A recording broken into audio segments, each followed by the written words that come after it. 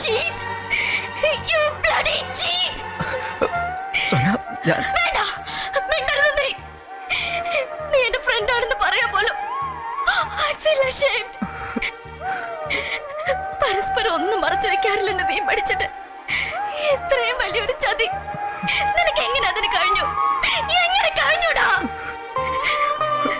ഒരു സൂചന എപ്പോഴെങ്കിലും തന്നിരുന്നെങ്കിൽ ഞാനിങ്ങനെ വിട്ടുവേഷം കേട്ടുമായിരുന്നു. ഒരു വാക്ക് എന്തെങ്കിലും പറഞ്ഞിരുന്നെങ്കിൽ ഇതൊക്കെ സംഭവിക്കുമായിരുന്നു.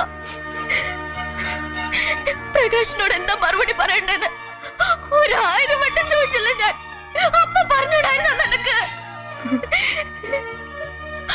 പക്ഷെ ഡാഡിയെ കാണാൻ പോകാഞ്ഞത്